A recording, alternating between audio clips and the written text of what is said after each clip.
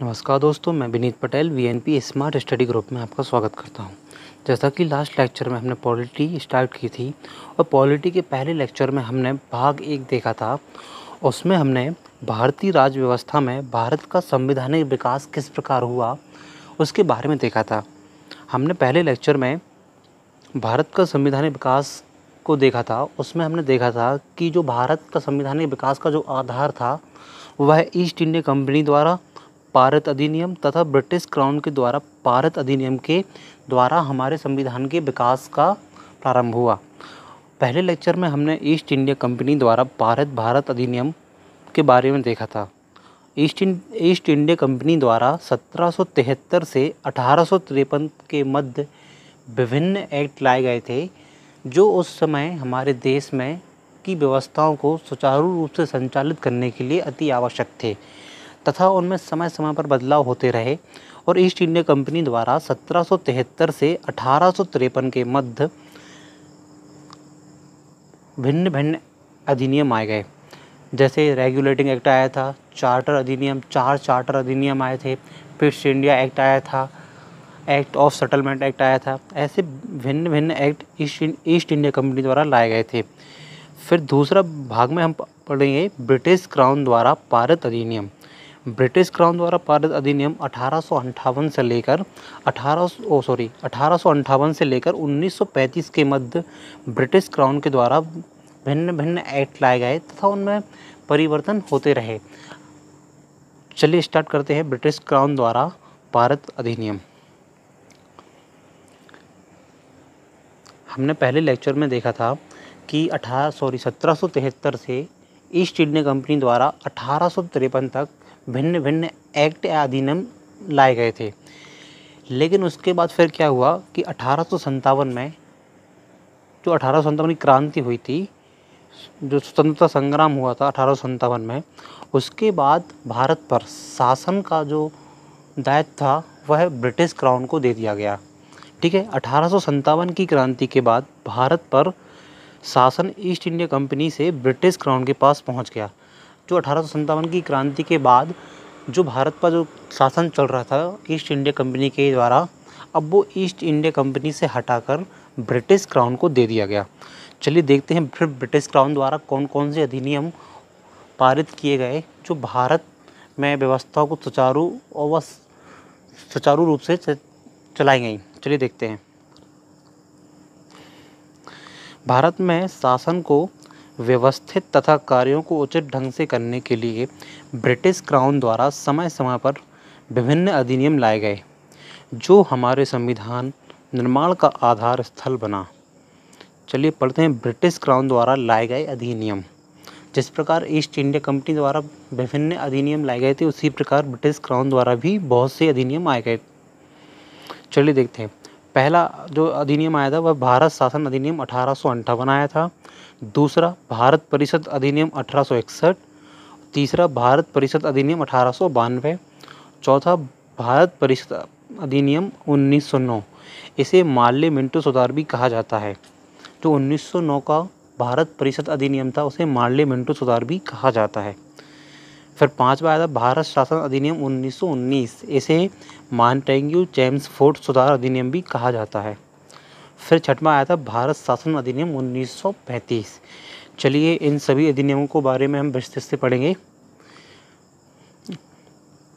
पहला नियम पढ़ते हैं 1858 ईस्वी का भारत शासन अधिनियम। ये ब्रिटिश क्राउन द्वारा लाया गया पहला अधिनियम था। चलिए देखते हैं इसकी मुख्य बातें क्या थी। 1858 ईस्वी का भारत शासन अधिनियम। पहली बात थी कि भारत का शासन कंपनी से लेकर ब्रिटिश क्राउन के हाथों में सौंप दिया गया था। जो 1858 का जो अधिनियम आया था उसमें पहली बात ये थी कि जो ब्रिटिश क्राउन थे उसके हाथ में भारत का शासन दे दिया गया था। देखिए, आप लोगों से एक विशेष निवेदन है, यदि आप लोग वीडियो को देखने के साथ साथ यदि नोट्स बना रहे हैं ये बहुत अच्छी बात है, क्योंकि ऐसे क्वेश्चन MPPSC और UPSC में मेंस में क्वेश्चन पूछ लिए जाते हैं। जैसे 1858 का अधिनियम, 1935 का भारत शासन अधिनियम, ऐसे क्वेश्चन मेंस में पूछे जाने की बहुत अधिक संभावना होती है। इसलिए आप लोग वीडियो देखने के साथ साथ नोट्स बनाइए। चलिए देखते हैं 1858 के भारत शासन अधिनियम में जो आया था उसमें क्या क्या बात कही गई थी। पहली बात थी, भारत का शासन कंपनी से लेकर ब्रिटिश क्राउन के हाथों में सौंप दिया गया था। दूसरी बात थी कि भारत में मंत्री पद की व्यवस्था की गई। भारत में अब मंत्री पद की व्यवस्था कर दी गई थी। फिर 15 सदस्यों की भारत परिषद का सृजन हुआ। भारत में 15 सदस्यों की भारत परिषद का सृजन हुआ था। भारतीय मामलों पर ब्रिटिश संसद का सीधा नियंत्रण स्थापित किया गया। जो भारत के मामले थे उन पर ब्रिटिश संसद का सीधा नियंत्रण स्थापित कर दिया गया था। फिर इसके पांचवी बात थी, इस अधिनियम के द्वारा बोर्ड ऑफ डायरेक्टर तथा बोर्ड ऑफ कंट्रोल को समाप्त कर दिया गया था। जो 1858 का भारत शासन अधिनियम था, इसके तहत बोर्ड ऑफ कंट्रोलर और बोर्ड ऑफ डायरेक्टर का शासन समाप्त कर दिया गया था। जो 1784 में पिट्स इंडिया एक्ट के तहत कार्यों का विभाजन किया गया था, उसको अब 1858 में समाप्त कर दिया गया था। छठवीं बात क्या है, भारत में शासन संचालन के लिए ब्रिटिश मंत्रिमंडल में एक सदस्य के रूप में भारत के राज्य सचिव की नियुक्ति की गई। सातवीं बात क्या थी इसमें कि भारत के गवर्नर जनरल का नाम बदलकर वायसराय कर दिया गया। देखिए, ऐसा क्वेश्चन पेपरों में कभी कभी प्री में पूछ लिया जाता है। बताइए वह कौन सा अधिनियम था जिसके तहत भारत के गवर्नर जनरल का पद का नाम वायसराय कर दिया गया था। ऐसे क्वेश्चन प्री में पूछे जाने की बहुत अधिक संभावना होती है। तो 1858 के अधिनियम के तहत भारत में गवर्नर जनरल के पद का नाम वायसराय कर दिया गया था। भारत का अंतिम गवर्नर जनरल लॉर्ड कैनिंग था तथा प्रथम वायसराय भी लॉर्ड कैनिंग था। जब यह पद गवर्नर जनरल से वायसराय किया गया तो जो अंतिम गवर्नर जनरल था वह लॉर्ड कैनिंग था और लॉर्ड कैनिंग को ही भारत का प्रथम वायसराय बनाया गया था। इसको आप लोग नोट कर लीजिएगा कि पहला वायसराय कौन था, लॉर्ड कैनिंग था, और अंतिम गवर्नर जनरल भी लॉर्ड कैनिंग ही था। चलिए अब दूसरे एक्ट के बारे में देखते हैं। जो दूसरा अधिनियम था हमारा 1861 ईस्वी का भारत शासन अधिनियम। चलिए इसमें देखते हैं इसमें क्या क्या परिवर्तन हुए, क्या क्या बदलाव हुए। गवर्नर जनरल की कार्यकारिणी परिषद का विस्तार किया गया। इसमें क्या हुआ कि गवर्नर जनरल की कार्यकारिणी परिषद का विस्तार किया गया। जो गवर्नर जनरल था उसकी सहायता के लिए उसकी एक परिषद की स्थापना की गई। फिर विभागीय प्रणाली का प्रारंभ हुआ। इसमें विभागीय प्रणाली का प्रारंभ हुआ। जो विभागीय प्रणाली थी वह लॉर्ड कैनिंग ने ही की थी। ठीक है, विभागीय प्रणाली का स्थापना लॉर्ड कैनिंग ने की थी। तीसरी बात थी इसमें गवर्नर जनरल को पहली बार अध्यादेश जारी करने की शक्ति प्रदान की गई। जो 1862 का अधिनियम था उसके तहत गवर्नर जनरल को अध्यादेश जारी करने की शक्ति प्रदान की गई और इसकी जो अधिकतम अवधि थी वह 6 महीने रखी गई थी। जो अध्यादेश की अधिकतम अवधि थी वह 6 महीने के लिए रखी गई थी। गवर्नर जनरल को बंगाल, उत्तर पश्चिमी सीमा प्रांत और पंजाब में विधान परिषद स्थापित करने की शक्ति प्रदान की गई थी। पांचवी बात क्या थी इसमें प्रमुख कि इसी अधिनियम के द्वारा कानून बनाने की प्रक्रिया में भारतीय प्रतिनिधियों को शामिल करने की शुरुआत हुई। तो 1862 का अधिनियम था, इसी के तहत ही भारतीयों को कानून बनाने की प्रक्रिया में शामिल किया गया था। चलिए इसकी प्रमुख बात क्या थी देखते हैं। 1862 में लॉर्ड कैनिंग ने 3 भारतीयों को विधान परिषद में सम्मिलित किया था। ठीक है, 1862 के अधिनियम में लॉर्ड कैनिंग ने 3 भारतीयों को विधान परिषद में शामिल किया था। वो 3 भारतीय कौन थे? पहले थे बनारस के राजा, दूसरे पटियाला के महाराजा और तीसरे थे सर दिनकर राव। ये 3 व्यक्ति थे जो पहली बार विधान परिषद में शामिल हुए थे। चलिए अब पढ़ते हैं 1892 ईस्वी का भारत शासन अधिनियम। 1892 ईस्वी का भारत शासन अधिनियम, इसकी पहली बात यह थी कि अप्रत्यक्ष चुनाव प्रणाली की शुरुआत हुई। इस अधिनियम के द्वारा अप्रत्यक्ष चुनाव प्रणाली की शुरुआत हुई। दूसरी बात क्या थी इसमें, इसके द्वारा राजस्व एवं व्यय अथवा बजट पर बहस करने तथा कार्यकारिणी से प्रश्न पूछने की शक्ति दी गई। इस अधिनियम के द्वारा जो भारतीय प्रतिनिधि थे उनके लिए राजस्व एवं व्यय अथवा बजट पर बहस करने तथा कार्यकारिणी से प्रश्न पूछने की शक्ति दी गई। फिर आता है 1900 ईस्वी का भारत शासन अधिनियम।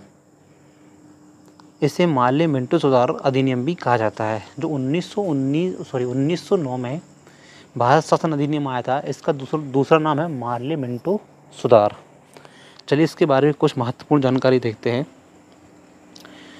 पहली बार मुस्लिम समुदाय के लिए पृथक प्रतिनिधित्व का उपबंध किया गया। 1909 की पहली बात यह थी कि पहली बार मुस्लिम समुदाय के लिए पृथक प्रतिनिधित्व का उपबंध किया गया। कहने का तात्पर्य यह है कि इस अधिनियम के द्वारा जो मुस्लिम क्षेत्र थे वहाँ पर अपने प्रतिनिधि को सिर्फ वोट देने का अधिकार मुस्लिम लोगों को दिया गया था। दूसरा, भारतीयों को भारत सचिव एवं गवर्नर जनरल की कार्यकारिणी परिषद में नियुक्ति की गई। इस अधिनियम के द्वारा भारत के लोगों को भारत सचिव एवं गवर्नर जनरल की कार्यकारिणी परिषद में नियुक्त किया गया था। तीसरी बात इसकी क्या थी 1909 के कि केंद्रीय और प्रांतीय विधान परिषदों को पहली बार बजट पर वाद विवाद करने और सार्वजनिक हित के विषयों पर प्रस्ताव पेश करने, पूरक प्रश्न पूछने और मत देने का अधिकार मिला था। 1892 के अधिनियम में सिर्फ प्रश्न पूछने का अधिकार था, लेकिन 1909 में इन्हें मत देने का भी अधिकार मिल गया। चौथी बात इसकी प्रमुख क्या थी कि प्रांतीय विधान परिषद की संख्या में वृद्धि की गई थी। पांचवी बात, सत्येंद्र प्रसाद सिन्हा वायसराय की कार्यपालिका परिषद के प्रथम भारतीय सदस्य बने। इन्हें विधि सदस्य बनाया गया। ये क्वेश्चन बहुत बार बन चुका है पर पूछा जा चुका है कि वायसराय की कार्यपालिका परिषद में प्रथम व्यक्ति या प्रथम सदस्य कौन थे। वह थे सत्येंद्र प्रसाद सिन्हा। सत्येंद्र प्रसाद सिन्हा वायसराय की कार्यपालिका परिषद के प्रथम भारतीय सदस्य बने। इन्हें विधि सदस्य बनाया गया। चलिए इसकी प्रमुख बात देखते हैं नोट कि इसे माल्य मिंटो सुधार क्यों कहा जाता है। 1909 का भारत शासन अधिनियम, उसको माल्य मिंटो सुधार अधिनियम क्यों कहा जाता है? क्योंकि 1909 में जो लॉर्ड माल्य थे वह इंग्लैंड में भारत के राज्य सचिव थे। जो लॉर्ड माल्य थे इंग्लैंड में भारत के राज्य सचिव थे और लॉर्ड मिंटो भारत के वायसराय थे, इसलिए इसे लॉर्ड मिंटो सुधार अधिनियम भी कहा जाता है। 1919 ईस्वी का भारत शासन अधिनियम। 1919 के भारत शासन अधिनियम को मॉन्टेग्यू चेम्सफोर्ड सुधार अधिनियम भी कहा जाता है। चलिए देखते हैं इसमें क्या क्या सुधार हुए थे हमारे भारत में उस समय। केंद्र में द्विसदनात्मक विधायिका की स्थापना हुई।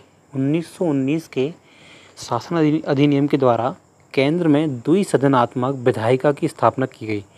प्रथम राज्य परिषद और दूसरी केंद्रीय विधानसभा। चलिए इनके बारे में थोड़ा पढ़ते हैं। राज्य परिषद के सदस्यों की संख्या 60 थी, जिसमें 34 निर्वाचित होते थे और उनका कार्यकाल 5 वर्ष का होता था।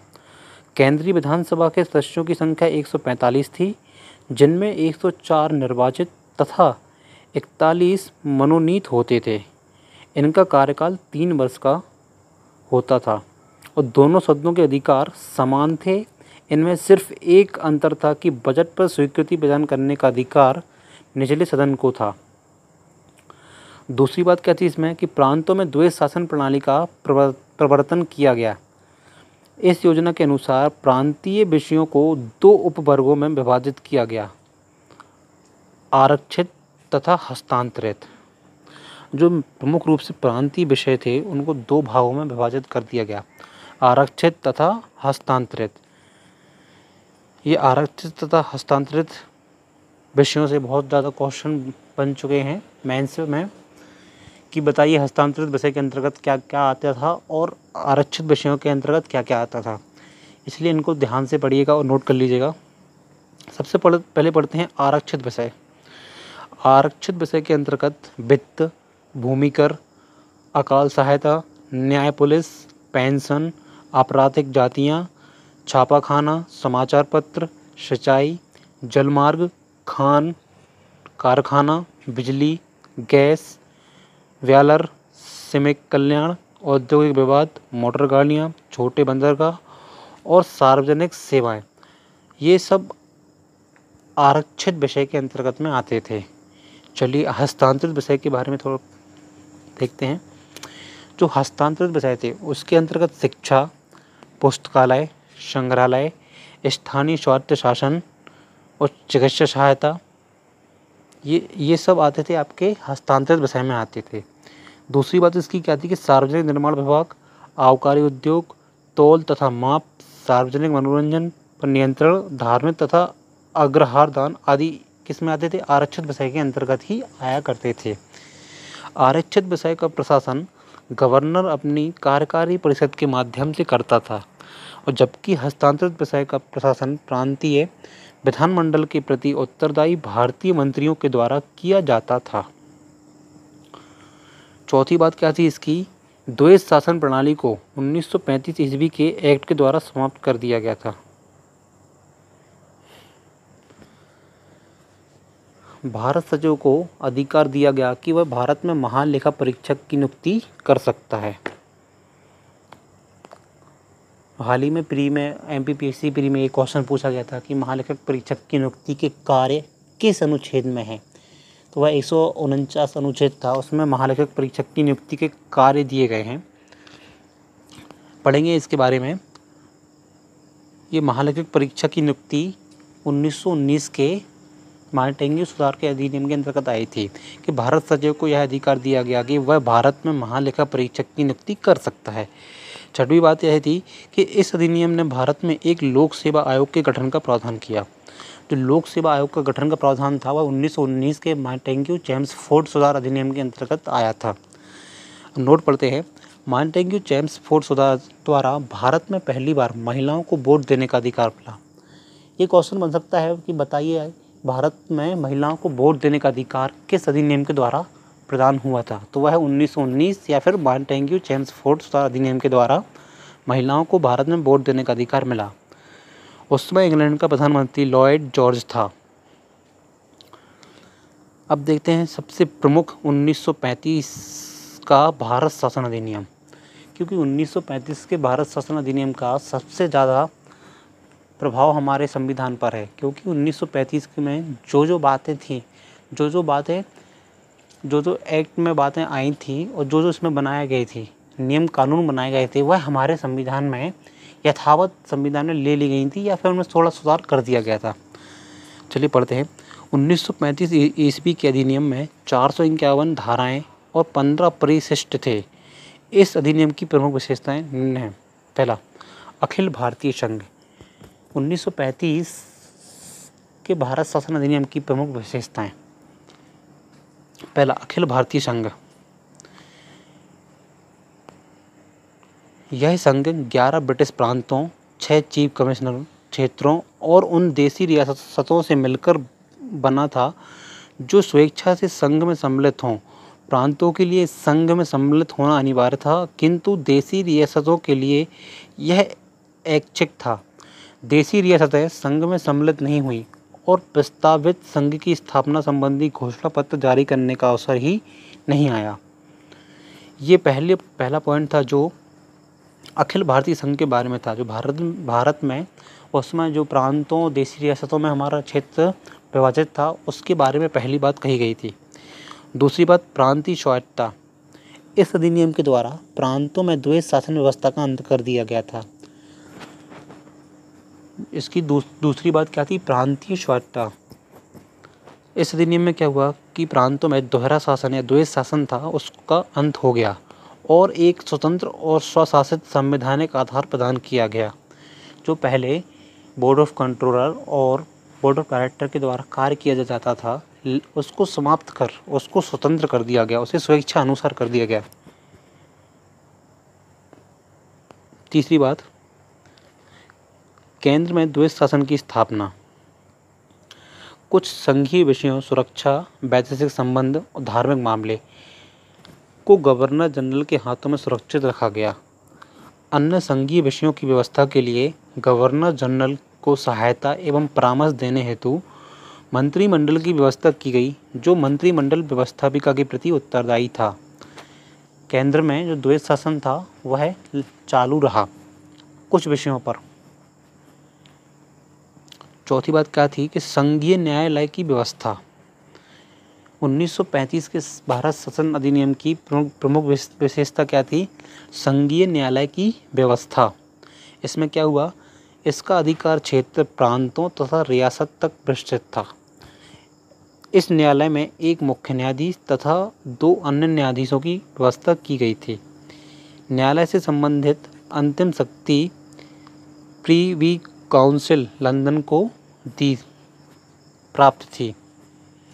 तो इस न्यायालय में एक मुख्य न्यायाधीश हुआ करता था और 2 अन्य मुख्य न्यायाधीश हुआ करते थे, और न्यायालय से संबंधित अंतिम शक्ति ब्रिटिश क्राउन के पास थी। फिर 5वीं बात क्या थी? ब्रिटिश संसद की सर्वोच्चता। इसकी प्रमुख बात क्या थी? ब्रिटिश संसद की सर्वोच्चता। इस अधिनियम में किसी भी प्रकार के परिवर्तन का अधिकार केवल ब्रिटिश संसद के पास था। भारत में जो भी परिवर्तन होना और जो भी अधिनियमों में परिवर्तन होना था, उसको परिवर्तित करने का शक्ति व पावर सिर्फ ब्रिटिश क्राउन के पास था। जो सीधा लंदन से जो भी परिवर्तन भारत में होता था, वह सीधे लंदन के द्वारा ऑर्डर या आदेश आता था, तभी जाके भारत में परिवर्तन होता था। इस अधिनियम में किसी भी प्रकार के परिवर्तन का अधिकार ब्रिटिश संसद के पास था। प्रांतीय विधानमंडल और संघीय व्यवस्थापिका इसमें किसी प्रकार का परिवर्तन नहीं कर सकते थे।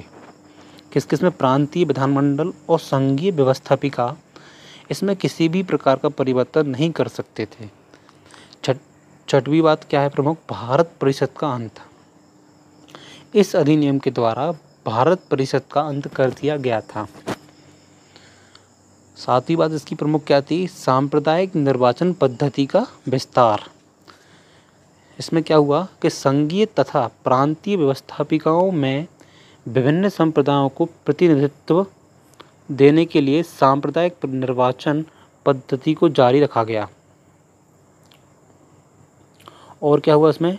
और उसका विस्तार आंग्ल भारतीयों, भारतीय ईसाइयों, यूरोपियनों और हरिजनों के लिए भी किया गया था।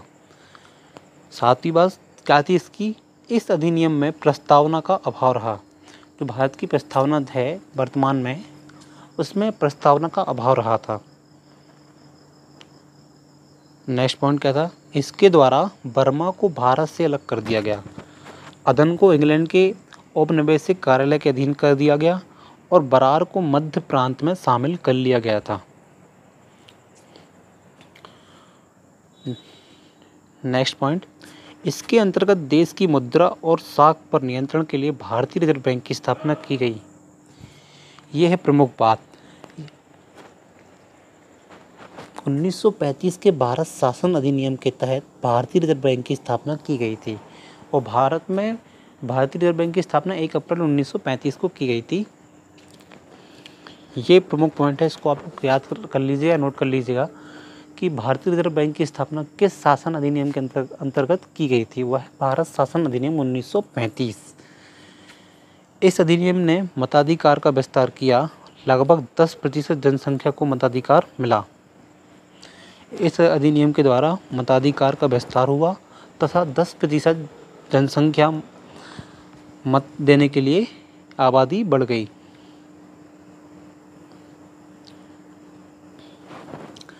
यहाँ पर भारत शासन अधिनियम 1935 समाप्त होता है। ईस्ट इंडिया कंपनी तथा ब्रिटिश क्राउन के द्वारा लाए गए समस्त अधिनियमों के द्वारा हमारे लिए संविधान बनाने की प्रेरणा मिली तथा भारत के संविधान विश्व का सबसे बड़ा व लिखित संविधान है। अभी तक आपने भाग 1 और भाग 2 में देखा कि भारत में ब्रिटिश क्राउन तथा ईस्ट इंडिया कंपनी द्वारा विभिन्न एक्ट लाए गए थे, विभिन्न अधिनियम लाए गए थे, जिसमें विभिन्न बातों का उल्लेख था, जो हमारे संविधान के विकास की सीढ़ी बनी। क्योंकि भारत में संविधान बनाने के लिए जो प्रेरणा मिलती है, इन्हीं अधिनियमों, इन्हीं एक्ट के द्वारा मिलती है। इसलिए हमने भाग 1 और भाग 2 में इन सभी अधिनियमों को देखा और ये अधिनियम विशेष रूप से एमपीपीएससी और यूपीएससी के लिए बहुत मायने रखते हैं, क्योंकि इनसे क्वेश्चन प्री व मेंस में डायरेक्ट पूछ लिए जाते हैं। बताइए कि किस अधिनियम के द्वारा कौन सा कार्य किया गया। इसलिए आप लोगों से विशेष अनुरोध है कि जब भी आप वीडियो को देखें तो वीडियो को देखने के साथ साथ अच्छे से नोट्स बनाइएगा, क्योंकि आने वाले टाइम में एमपीपीएससी का मेंस होना है, उसमें डायरेक्ट क्वेश्चन पूछ लिए जाते हैं। बताइए भारत शासन अधिनियम 1935 की प्रमुख बातें क्या थी। 1909 के भारत शासन अधिनियम के प्रमुख बात क्या थी। तो ईस्ट इंडिया कंपनी द्वारा रेगुलेटिंग एक्ट आया था, उसमें क्या क्या सुधार थे, क्या क्या परिवर्तन किए गए थे, या क्या क्या बातें प्रमुख थीं जो भारत में उस समय व्यवस्थाओं को सुचारू रूप से संचालित करने के लिए अति आवश्यक थी। ऐसे क्वेश्चन एमपीपीएससी और यूपीएससी में पूछे जा सकते हैं व पूछे गए हैं। इसलिए आप लोगों से विशेष निवेदन है कि वीडियो को देखने के साथ साथ नोट्स बनाइएगा। अभी पीएससी एमपीपीएससी का प्री हुआ है, कुछ ही दिनों बाद एमपीपीएससी का मेंस होगा और आने वाले टाइम में कुछ ही महीनों बाद यूपीएससी का प्री होना है। तो उसमें पॉलिटी एक बड़ा पोर्शन है जो पूछा जाता है, इसलिए इसको अच्छे से नोट्स बनाइएगा पॉलिटी के। यहाँ पर हमारा पॉलिटी का भाग 1 व भाग 2 समाप्त होता है एक्ट से संबंधित। नेक्स्ट वीडियो बहुत जल्द अपलोड किया जाएगा। Thank you so much for watching this video. यदि आपको हमारा वीडियो अच्छा लगा हो तो लाइक व शेयर कीजिएगा तथा हमारे चैनल को सब्सक्राइब कीजिएगा। धन्यवाद।